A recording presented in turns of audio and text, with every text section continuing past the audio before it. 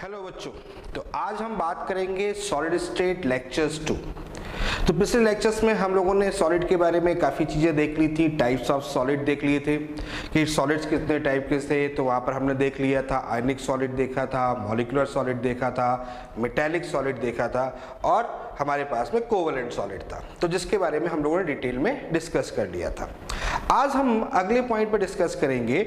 अब हम बात करेंगे उन्हीं सॉलिड्स के जो पार्टिकल्स हैं उनके अरेंजमेंट के बेस पर सॉलिड को कितने पार्ट में डिवाइड किया जाता है। तो देखिएगा, अगर हम पार्टिकल्स का अरेंजमेंट देखें और उसके बेस पर अगर हम सॉलिड के टाइप्स देखें तो वहां पर हमें सॉलिड जो है वो दो टाइप्स के मिलेंगे। एक होंगे क्रिस्टलाइन सॉलिड और एक होंगे एमॉर्फस सॉलिड। आपके सामने कुछ मैंने फिगर्स रखे हुए हैं, डायग्राम्स बने हुए हैं, जिससे आप ये डिफाइन कर सकते हैं कि कौन से एमॉर्फस सॉलिड होते हैं और कौन से क्रिस्टलाइन सॉलिड होते हैं। जैसे कि क्रिस्टलाइन सॉलिड के बारे में बात करें तो ये मैंने एक डायमंड रखा हुआ है आपके सामने। तो ये डायमंड आपने देखा होगा, तो डायमंड जो होता है वो क्रिस्टलाइन सॉलिड होता है। उसी तरीके से मैंने एक आपके सामने NaCl का स्ट्रक्चर्स रखा हुआ है। ये सॉलिड फॉर्म में NaCl है, जो घर में आप लोग देखते हैं मिलता है, वो यहाँ पर रखा हुआ है। या इसको क्वार्ट्ज भी बोल सकते हैं। क्वार्ट्ज की भी जो मतलब फिगर होता है, क्वार्ट्ज जो होता है वो भी इसी टाइप का होता है। तो कहने का मतलब ये है कि ये जो दो मेन डायग्राम हैं, ये बेसिकली ये जो दो एग्जाम्पल हैं ये क्रिस्टलाइन सॉलिड के हैं। जबकि इधर अगर हम देखें तो आपके सामने एक ग्लास रखा हुआ है, ठीक है, और आपके सामने एक प्लास्टिक की बोतल रखी हुई है। तो प्लास्टिक जो हो गया या जो ग्लास हो गया वो एमॉर्फस सॉलिड होते हैं। तो इतना आपको समझ में आ गया होगा कि अगर हम पार्टिकल्स के अरेंजमेंट के बेस पर बात करें तो उस कंडीशंस में जो सॉलिड है उनको दो पार्ट में डिवाइड किया गया है। First is the crystalline solid and second is the amorphous solid. Clear हो गया, समझ में आ रही बात। चलिए अब हम देखना स्टार्ट करते हैं कि क्रिस्टलाइन सॉलिड और एमॉर्फस सॉलिड के बेस में, यानी कि बेसिकली डिफरेंस इनके बीच में क्या होता है, यानी कब वो क्रिस्टलाइन सॉलिड बोला जाएगा और कब वो एमॉर्फस सॉलिड होगा, या कैसे पहचानते हैं कि ये सॉलिड क्रिस्टलाइन है और या ये सॉलिड एमॉर्फस है। तो चलिए इसके बारे में हम लोग डिस्कस करते हैं। देखिए, मैंने यहाँ पर एक टेबल आपके सामने रखी हुई है। ये टेबल उन क्रिस्टलाइन सॉलिड और एमॉर्फस सॉलिड की प्रॉपर्टीज को डिफाइन करती है। तो प्रॉपर्टीज में अगर हम बात करें तो सबसे पहले हम डिस्कस कर रहे हैं शेप के बारे में। देखिए, जो भी क्रिस्टलाइन सॉलिड होते हैं वो crystalline solid well defined shape के होते हैं। यानी कि हमारे पास में एक ऐसा सॉलिड मिल जाए जो अपना शेप चेंज ना करे, यानी आज भी उसका जो शेप है और बहुत सालों बाद अगर देखा जाए तो उसका शेप एज इट इज रहे, उसमें कोई चेंज नहीं हो, तो वो जो होता है वो क्रिस्टलाइन सॉलिड होता है। जबकि एमॉर्फस सॉलिड वो सॉलिड होते हैं जो अपना शेप चेंज कर सकते हैं, या जिनका शेप फिक्स नहीं होता, या जिनका शेप इरेगुलर होता है, यानी कि इरेगुलर फॉर्म में प्रेजेंट होते हैं, वो एमॉर्फस सॉलिड है। आ रही बात समझ में? क्लियर हो रहा है कि नहीं? फिर से समझ लीजिए, क्रिस्टलाइन सॉलिड वो होते हैं जो अपना वेल डिफाइंड शेप देते हैं, यानी उनका जो भी शेप होगा वो वैसा ही रहेगा, उसमें चेंज नहीं होगा, वो क्रिस्टलाइन सॉलिड होते हैं। जबकि एमॉर्फस सॉलिड जो होते हैं वो इरेगुलर शेप को रिप्रेजेंट करते हैं, यानी कि उनका जो शेप है वो फिक्स नहीं होता। अब क्वेश्चन उठता है कि ये किस कारण से होता है, या क्या इसमें ऐसी चीज होती है जिसके कारण से इनका शेप डिफाइंड या अनडिफाइंड फॉर्म में होता है। तो बेसिकली ये डिपेंड करता है उनके अरेंजमेंट ऑफ पार्टिकल्स पर, डिपेंड करता है अरेंजमेंट ऑफ पार्टिकल्स पर। अब अरेंजमेंट ऑफ पार्टिकल्स की बात करें तो एक बात तो कंफर्म है कि अगर हम अरेंजमेंट की बात करें तो पार्टिकल्स जो होते हैं वो किस तरीके से अरेंज होते हैं, इसको हमें देखना पड़ेगा। जैसे अगर हम क्रिस्टलाइन सॉलिड की बात करते हैं तो उनका जो अरेंजमेंट होता है वो प्रॉपर होता है, यानी कि अगर हमारे पास में कोई भी पार्टिकल्स रखे हैं तो वो प्रॉपरली अगर अरेंज हैं, अगर वो एक दूसरे यानी एक के बाद एक के बाद एक के बाद एक प्रॉपरली फॉर्म में अरेंज है तो वो क्रिस्टलाइन सॉलिड को डिफाइन करते हैं। अगर उनका अरेंजमेंट प्रॉपर नहीं है तो वो एमॉर्फस सॉलिड होंगे। अब सोचने वाली बात यह है कि अगर प्रॉपर अरेंजमेंट नहीं होगा तो नेचुरल सी बात है उनका जो शेप होगा वो इर्रेगुलर फॉर्म में होगा। तो यही रीजन है कि इर्रेगुलर शेप होने का कि उनमें जो पार्टिकल्स का जो अरेंजमेंट है वो प्रॉपर नहीं होता है। आ रही बात समझ में? क्लियर हो रहा है? पॉइंट क्लियर हो गया? ओके चलिए। अच्छा, इसमें एक चीज और दिमाग में रखनी पड़ती है, वो ये कि ये क्या होते हैं, लॉन्ग रेंज ऑर्डर होते हैं और ये क्या होते हैं, शॉर्ट रेंज ऑर्डर होते हैं। इसका मतलब क्या है? इसका मतलब ये है कि मान लेते हैं सपोज दैट हमारे पास में कुछ इस तरीके का अरेंजमेंट है, यहाँ ए अरेंजमेंट है, फिर बी अरेंजमेंट है, फिर ए अरेंजमेंट है, फिर बी अरेंजमेंट है, फिर ए अरेंजमेंट है, फिर बी अरेंजमेंट है। इसी तरीके से इसके नीचे भी है। तो देखिए A B A B A B इस तरीके का अरेंजमेंट प्रॉपर होता चला जा रहा है। क्लियर? तो ये जो अरेंजमेंट होगा ये लॉन्ग रेंज ऑर्डर, मतलब बहुत रेंज तक, काफी दूरी तक इनका जो अरेंजमेंट है वो एक जैसा होगा। तो इसको हम लोग बोलेंगे लॉन्ग रेंज ऑर्डर। जबकि यहां पर अगर हम बात करें कि मान लेते सिचुएशन ऐसे हो जाए, यहाँ ए है, यहाँ बी है, फिर ए है, फिर बी है और फिर उसके बाद बी हो जाए, फिर बी हो जाए, फिर बीच में ए आ जाएगा, फिर यहाँ बी हो जाए, फिर यहाँ पर ए हो जाए, एसेट्रा एसेट्रा। इसका मतलब यहां पर देखिएगा, इस जगह पर देखिए यहां तक अरेंजमेंट प्रॉपर था, उसके बाद प्रॉपर अरेंजमेंट नहीं है। जबकि यहां देखिए कि यहां पर प्रॉपर अरेंजमेंट है और लॉन्ग रेंज ऑर्डर तक है, लॉन्ग रेंज ऑर्डर तक है। तो इसलिए ये अगर लॉन्ग रेंज ऑर्डर को शो करता है तो ये क्रिस्टलाइन सॉलिड होता है। यानी क्रिस्टलाइन सॉलिड में जो पार्टिकल्स होते हैं वो लॉन्ग रेंज ऑर्डर को डिफाइन करते हैं। जबकि एमॉर्फस सॉलिड में ऑर्डर तो हो सकता है, ऑर्डर तो हो सकता है, लेकिन जो ऑर्डर होगा वो कैसा होगा, शॉर्ट रेंज ऑर्डर होगा। यानी कि जैसे कि यहां से यहां तक का तो ये प्रॉपर ऑर्डर में था, इसके बाद ऑर्डर इसका चेंज हो गया, अब हो सकता है ऐसा ऑर्डर इसके बाद में मिल जाए, तो that is called to short range order.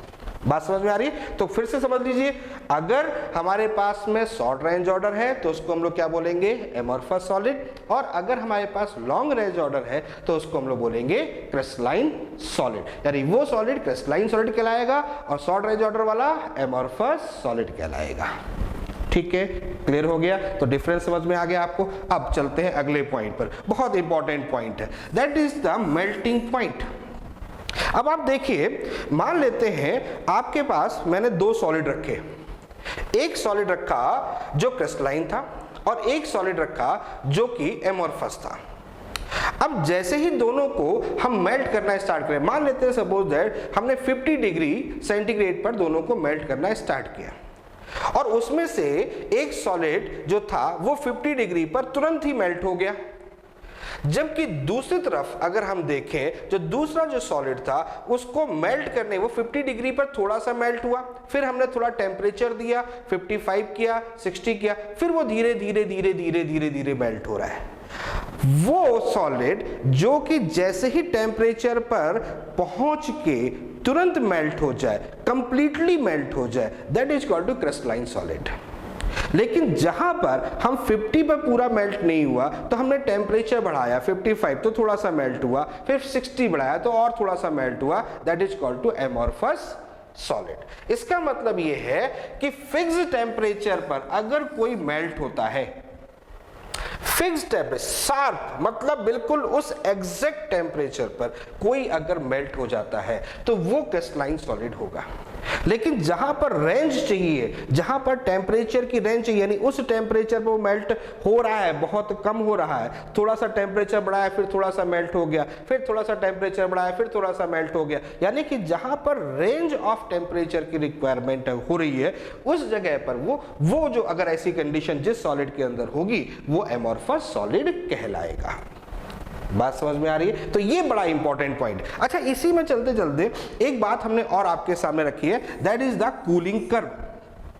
Cooling curve एक ऐसा कर्व है जो कि क्रिस्टलाइन और एमॉर्फस सॉलिड को डिफरेंशिएट करता है उसकी प्रॉपर्टीज के बेस पर। तो चलिए उस प्रॉपर्टीज को देखना स्टार्ट करते हैं, कैसे वो चीजों को डिफाइन करता है। देखिए यहां पर एक मैंने ग्राफ लिखा हुआ है, वो ग्राफ टेम्परेचर और टाइम के बीच का है। अब टाइम देखिएगा, यहां पर देखिए टाइम बढ़ रहा है, टाइम तो कम हो नहीं सकता, टाइम तो बढ़ेगा, टाइम बढ़ रहा है और टेम्परेचर डिक्रीज कर रहा है। तो तो आप देखिए उस कंडीशंस पे उसकी स्टेट में क्या वेरिएशन हो रहा है। जैसे कि मान लेते हैं, ये तो हमें पता ही है कि हम लिक्विड अगर कोई स्टेट है या कोई गैसेस स्टेट है, अगर टेम्परेचर कम करेंगे तो लिक्विड फेज में आएगा, फिर टेम्परेचर कम करेंगे तो सॉलिड फेज में जाएगा, और जस्ट अगर हम टेम्परेचर बढ़ाएंगे तो वो रिवर्स फेज में जाएगा, जैसा कि हम जानते हैं। तो यहां पर हमने क्या किया, एक लिक्विड लिया, यानी कि इसका मतलब जो हमारा सॉलिड था उसको अपन मेल्ट कर चुके, उसके बाद की सिचुएशन ले रहे हैं, यानी पहले अपन ने क्या किया, सॉलिड को मेल्ट कर लिया, और मेल्ट करने के बाद फिर अब मैं उसको तुरंत ही क्या कर रहा हूं, टेम्परेचर डिक्रीज कर रहा हूं, तो कूलिंग कर रहा हूं। अब जैसे यहां पर अपन ने टेम्परेचर बढ़ाया और यहां पर सॉरी टाइम बढ़ रहा है और यहां टेम्परेचर डिक्रीज हो रहा है। जैसे जैसे टेम्परेचर डिक्रीज कर रहे हैं तो आप एक चीज देखिए, यहां से लिक्विड जो है वो अपना फेज चेंज करने की कोशिश कर रहा है, फेज चेंज हो रहा है, लेकिन एक पर्टिकुलर टेम्परेचर, कांस्टेंट टेम्परेचर पर। यहां पर देखिए उस कंडीशन में सॉलिड और लिक्विड के बीच में एक ट्रांजिशन स्टेट क्रिएट हो रही है। इसका मतलब ये हुआ कि जैसे जैसे आप टेम्परेचर डिक्रीज कर रहे हैं वैसे वैसे ये नहीं है कि सॉलिड पूरी तरीके से लिक्विड पूरी तरीके से सॉलिड में कन्वर्ट हो रहा है, वो एक टेम्परेचर पर ट्रांजिशन फॉर्म क्रिएट करेगा, यानी कि कुछ देर के लिए वहां पर रुकेगा, कुछ टाइम लगेगा वहां पर। समझ में आ रहा है, यानी कुछ टाइम लगेगा, उस टाइम के बाद होने के बाद वो अपना फेज चेंज करेगा। जबकि यहां पर आप गौर से देखिए, यहां पर क्या हो रहा है, टेम्परेचर डिक्रीज करता चला जा रहा है, टेम्परेचर डिक्रीज करता रहा है, टाइम आगे बढ़ता जा रहा है और अपना वो फेज लगातार चेंज करता जा रहा है, यानी कि जहां पर वो कंटिन्यूअसली अपना फेज चेंज करता चला जाएगा। अगर ऐसी कहीं पर कंडीशन है तो वो एमोर्फस सॉलिड को एक्सप्लेन करेगा। यानी एमोर्फस सॉलिड में किसी लिक्विड को सॉलिड फेज में अगर कन्वर्ट करना है तो जैसे जैसे आप टेम्परेचर डिक्रीज करते जाओगे वैसे वैसे लिक्विड जो होगा वो सॉलिड स्टेट में कन्वर्ट होता चला जाएगा, जैसे जैसे टेम्परेचर डिक्रीज करो। लेकिन यहां पर क्या हो रहा है, यहां पर एक कांस्टेंट टेम्परेचर पर सॉलिड और लिक्विड जो होगा उनके बीच में एक ट्रांजिशन स्टेट होगा, उसके बाद वो अपने आप सॉलिड में कन्वर्ट होगा। यानी कि इसको हम बोल सकते हैं कंटिन्यूअस कूलिंग कर्व और इसको बोलते हैं डिसकंटिन्यूअस कूलिंग कर्व। यानी कि ये कंटिन्यूअस कूलिंग कर्व है, जैसे जैसे टेम्परेचर डिक्रीज कर रहे हैं वैसे वैसे वो अपना फेज चेंज कर रहा है, जबकि यहां पर क्या हो रहा है, वो कंटिन्यूअसली फॉर्म में डिक्रीज नहीं कर रहा है। तो अब आपको बेटा समझ में आ गया होगा क्रिस्टलाइन सॉलिड, क्रिस्टलाइन सॉलिड में क्या कंडीशंस होती है। क्रिस्टलाइन सॉलिड जो होते हैं वो डिसकंटिन्यूअस कूलिंग कर्व को रिप्रेजेंट करते हैं, जबकि एमोर्फस सॉलिड जो होते हैं वो कंटिन्यूअस कूलिंग कर्व को रिप्रेजेंट करते हैं। ठीक है, क्लियर हो गया। तो आपके सामने ये कुछ प्रॉपर्टीज थी, ये चीज समझ में आ गई है आपको। आप इसको एक बार देख लें, समझ लें कि ये प्रॉपर्टी इनके बीच में, ये डिफरेंस जो होता है वो इनके बीच में होता है। अब आगे चलते हैं अगले पॉइंट पर। अगले पॉइंट पर देखिएगा, अगर हम सॉलिड्स लें, क्रिस्टलाइन सॉलिड्स लें, एमोर्फस सॉलिड्स लें और उसको किसी नाइफ के थ्रू कट करें तो कट करने में क्या होगा। देखिए, अगर क्रिस्टलाइन सॉलिड है तो उनके जो पीस होंगे, उनका जो सरफेस होगा वो बहुत ही स्मूथ होगा, जबकि एमोर्फस सॉलिड जो है उनका जो सरफेस होगा वो रफ होगा। आप घर में किसी सॉलिड को लें और उसको कट करें, कट करने पर अगर दोनों के सरफेस, यानी कि जो कट करने के बाद जो आपके पास में पीस बने हैं, वो जो सरफेस है उनका सरफेस देखिए, अगर वो स्मूथ है, प्रॉपर स्मूथ है, तो इसका मतलब वो क्रिस्टलाइन सॉलिड है। और कट करने के बाद अगर उनका जो सरफेस है वो रफ है तो इसका मतलब वो एमोर्फस सॉलिड है। अब क्वेश्चन उठता है कि ऐसा कैसे, तो देखिएगा यहां पर भी डिपेंड करता है अरेंजमेंट ऑफ द पार्टिकल्स का अरेंजमेंट। अगर हम क्रिस्टलाइन सॉलिड में कट करते हैं तो क्रिस्टलाइन सॉलिड में क्योंकि प्रॉपर अरेंजमेंट होता है पार्टिकल्स का, तो जब कट करोगे तो एक प्रॉपर अरेंज पार्टिकल से वो कट होता चला जाएगा। क्लियर है, इसलिए उनकी जो सरफेस होगी वो प्रॉपर कैसी होगी, स्मूथ होगी। जबकि अगर हम एमोर्फस सॉलिड को कट करेंगे तो वहां पर पार्टिकल का अरेंजमेंट जो होता है वो प्रॉपर होता ही नहीं है, और जब अरेंजमेंट प्रॉपर नहीं होता है तो जब आप उसको कट करोगे तो कुछ पार्टिकल्स इधर और कुछ पार्टिकल्स इधर होंगे।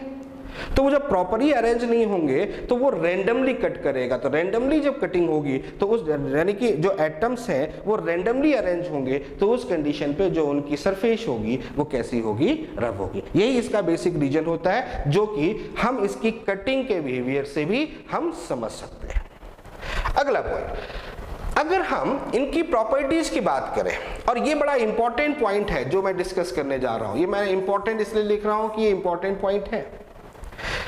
यहां पर इनकी अगर हम प्रॉपर्टीज की बात करें तो इनकी जो फिजिकल प्रॉपर्टीज होती है उनमें कुछ बिहेवियर में चेंज आता है।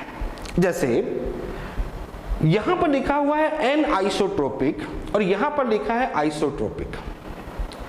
एन आइसोट्रोपिक, आइसोट्रोपिक मतलब क्या, आइसो का मतलब सेम, ट्रोपिक का मतलब प्रॉपर्टीज, और एन लिखा है यानी प्रॉपर्टीज सेम नहीं।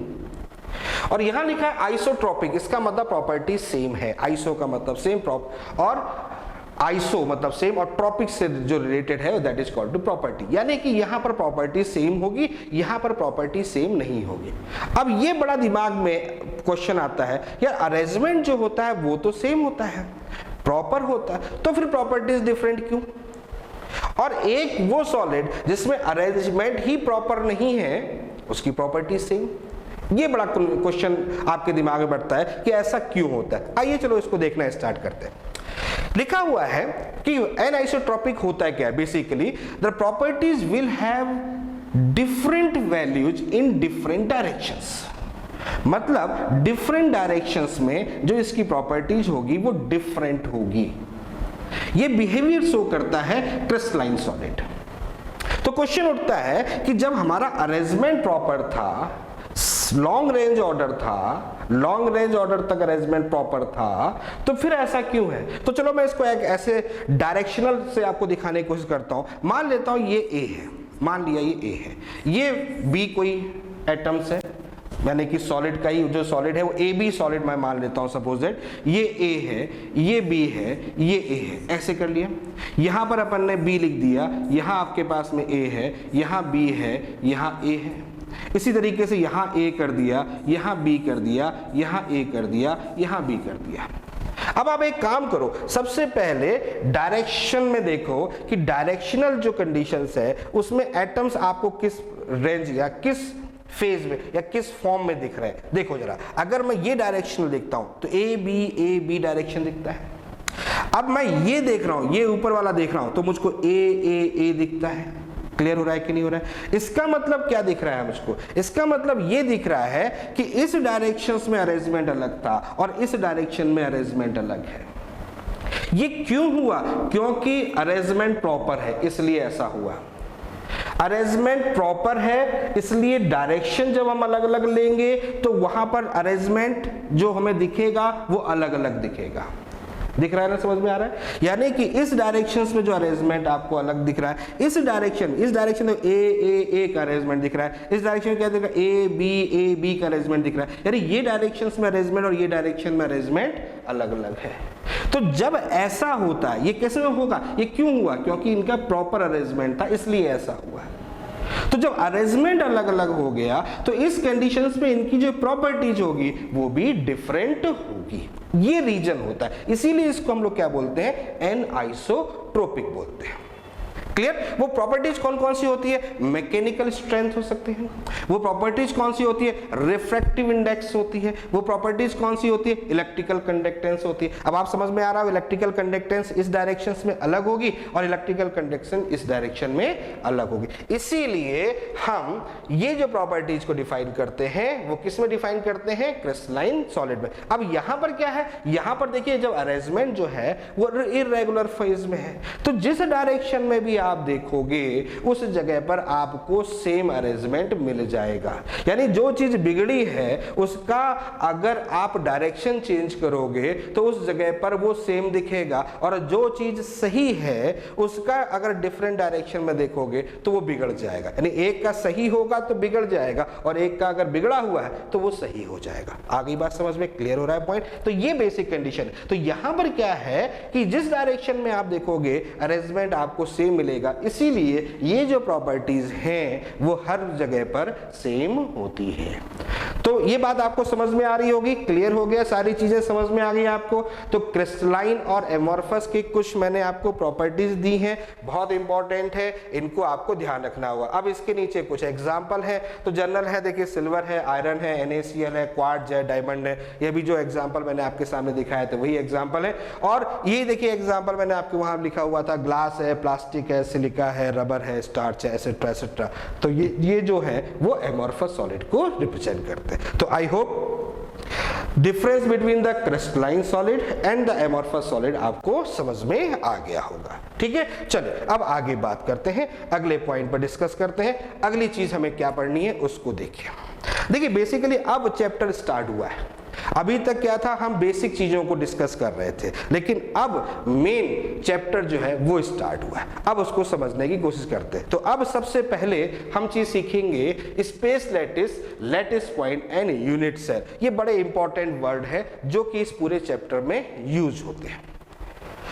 क्या होता है इसको समझते हैं। देखिए सबसे पहले अगर मैं आपके सामने एक फिगर देखूं, एक मैंने पिक्चर आपके सामने रखी है, वो पिक्चर क्या दिख रही है आपको, एक बड़ा सा अपार्टमेंट दिख रहा है, दिख रहा है ना, बहुत बड़ा अपार्टमेंट दिख रहा है। अच्छा, ये अपार्टमेंट किससे मिलके बना होगा, ये इस अपार्टमेंट में बेसिकली क्या होगा, इसमें फ्लैट्स होंगे भाई, 2 BHK फ्लैट हो सकते हैं, 3 BHK फ्लैट हो सकते हैं, ऐसे ही कुछ हो सकता है। तो ये देखिए ये आपका एक फ्लैट है, मान लेता हूं यही फ्लैट इस पूरे अपार्टमेंट में है, मतलब सेम फ्लैट जिस टाइप का, मान लेता हूं 2 BHK मान लिया, 3 BHK कुछ भी मान सकते हो आप। ये जो फ्लैट है इस पूरी बिल्डिंग में है और एक ही जैसे है, मतलब ये सारे इसी टाइप के फ्लैट सब इसमें बने हुए हैं और इससे पूरी सी बिल्डिंग बनी हुई है। तो बेसिकली जो एक छोटा सा पार्ट था that is called to flat, flat is called to unit cell. और इन सभी यूनिट सेल से मिलके जो बिल्डिंग बनी हुई है that is called to space lattice. मतलब एक छोटा पार्ट जो कि रेगुलर फेज में प्रेजेंट है उसको हम लोग यूनिट सेल बोलते हैं। क्लियर? और उन रेगुलर जो फेज में यूनिट सेल है उनका जो कॉम्बो फॉर्म बनता है, एक बड़ा सा जो जाल टाइप का बनता है, एक बड़ा सा रूप बनता है, that is called to space lattice.